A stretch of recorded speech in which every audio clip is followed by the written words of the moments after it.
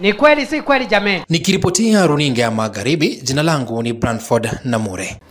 Mtazamaji, tukizidi kutafakari hayo, ulimwengu ukiadhimisha wiki ya hamasa ya watu wanaoishi na ulemavu wa kusikia, jamii ya visiwi kutoka maeneo mbalimbali nchini imejumuika mjini Bungoma katika chuo cha mafunzo cha matibabu KMTC kaunti ya Bungoma kuadhimisha wiki hiyo na kutilia mkazo haki za jamii hiyo kutiliwa maanani. Jacob Macheso anatukamilishia awamu yetu ya kwanza na taarifa hiyo kwa uketo. Katika siku za hivi majuzi pamekuwepo ongezeko la wito wa jamii ya viziwi nchini kuzingatiwa na hata lugha ya ishara kutumika katika sekta za usafiri na huduma za utumishi wa umma. Katika chuo cha mafunzo ya kimatibabu cha Bungoma, wimbo umesalia ule ule, kuzingatiwa kwa haki za lugha ya ishara. Mkuu wa chuo hicho Victoria Otsiula ameitaka jamii kwa kumbatia watu wanaoishi na hali ya upungufu wa kusikia. Vilevile akitaka taasisi zote za huduma nchini kama hospitali kuwa na watafsiri wa lugha ya ishara ili kuwafaidi kikamilifu wanajamii hawa. My name is Victoria Otsiula. I am the principal of KMTC Bungoma. We're glad to be here today to celebrate the World International Day for the Deaf. And for KMTC Bungoma, I think we pride ourselves for being the KMTC that has the training for the deaf. We have a course, a short course that trains people who want to come and interpret. We also have our students who do a club for our students who do sign language so that at least when they live here, they're able to also help the community. What I just want to echo to the community is that the deaf are just the normal people like us. So let's embrace them, let's encourage them, let them go to school. Let no community hide the deaf. They're able differently and therefore we need to support them. For the government, if it is possible for us to actually have people trained and have every organization having an interpreter, someone who has been trained to be able to serve this deaf community. Because remember, they need the services just like any other person. Ni wito ulioungwa mkono na mwenyekiti wa jamii ya viziwi nchini Evans Dorishani, anayelalamikia jamii kuweka juhudi zake kwa hali zingine za ulemavu na kufumbia macho viziwi. Sasa akitaka serikali kuangazia utekelezaji kamili wa sheria na kanuni zinazowalinda wanajamii hawa, ikiwemo kupewa 5% ya nafasi za ajira. His name is Evans Dorishani. A chairman for this community, for this deaf community. These are very big day for deaf people. They are celebrating Deaf Awareness Week, not only Kenya or where it's internationally. As our objective, the thing, no human rights without sign language rights. We want to ask the government to give us the full rights where inside the institutions, because the constitution where it judges, the constitution, it is there, international sign language.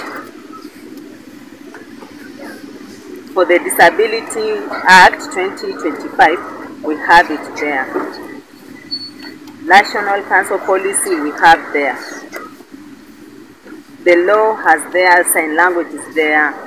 All disability, because disability varies, but the challenge for us, social, where the law supports everything, but for us, socially, we have challenges. Implementation. Because the law is there, but our big challenge is to implement it. For example, disability. There are many disabilities, but they include only one. But they forget other small disability where they have no voice. It's become a challenge because of communication barriers. we love to ask government to start to revise that Disability Act to make sure that each disability benefit, if they can do or build it up, if they can build up the ramps, what about the blind? They have to think of the deaf people, what they can do or how they can communicate. They have to think about the mental, the autism. They should show everything perfectly to implement each. Same, we need to have 5% of the, because all offices, because more disabilities who are in more offices, they are physically and blind. We've never seen any deaf person in any of the government offices here in Bungoma. But they say they have achieved, they've employed 5% in disability. Talanta na vipaji walivyonavyo viziwi ni zawadi wanazotaka pia zikuzwe ili kuwapa nafasi wanapoburudisha, kuelimisha na kusisimua jamii. Japheth Sande akiwa mmoja wa wasanii viziwi wanaotumia muziki kueneza ujumbe wa tumaini na busara kwa jamii. How does it help? It helps them to enjoy. They have different skills. When they want to have a meeting, singing, they do sing. Everywhere, that's good. In the world, that's good, and we want everyone to know about it. Thank you. Japheth anasema licha ya kuwa kiziwi, ana vipaji vingine kama kusakata denzi na kucheza mpira, akisema ni tumaini lake kwa ulimwengu kutambua na kuenzi zawadi alizonazo yeye pamoja na wenzake wasio na uwezo wa kusikia wala kuzungumza. His name is Japheth Sande. His sign name is that way. He's a deaf guy. He has a lot of skills. He's a dancer. He has a lot of talent. He's a footballer, a handball bowler. When he sees many hearing people, they dance. Even I, a deaf person, I can try mine. We have deaf boys who have that talent. They use sign language. When they do the rapping, we have interpreters who can try to interpret. Kibwagizo katika hafla hii kimesalia tumaini, jamii ya watu wanaoishi na ulemavu ikikumbushwa kuwa hakuna lisilowezekana kwani wamewezeshwa tu kitofauti. I'm Mary Nahane Sifuna Kamariam, sign language interpreter in Bungoma County. I'm included here in this deaf community. I work as a sign language interpreter. We are happy to celebrate this Deaf International Day. So, for the community around, we need more interpreters and we need more people to have to learn this sign language, as it will be easier for you to communicate with a deaf person. Our government, they have to include interpreters in their offices. Maybe in hospitals, we need to have interpreters as well. Everywhere, in each county, in each government office. When we get there, or a deaf person when comes in there, at least to have an easier communication. Because there's a lot of barrier in communication. When we get these interpreters in the office, it will be easier for them to understand what they need or the services they want, they get them easily. Kauli ya Helen Keller aliyekuwa kiziwi na kipofu kwa wakati mmoja kutoka Marekani ikisalia kushikilia kuwa matumaini mema ni imani inayopelekea mafanikio na hakuna jambo linaloweza kufanikishwa bila tumaini na kujiamini.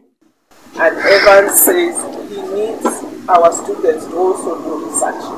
The only way to understand the deaf community is by doing research, and the research based on the deaf society. And so I'm glad that we walk this walk together. Helen Keller alikuwa mwandishi na mhadhiri tajika Marekani, akiwa kipofu na kiziwi wa kwanza kufuzu na shahada ya sanaa ulimwenguni katika chuo kikuu cha Harvard. You make love,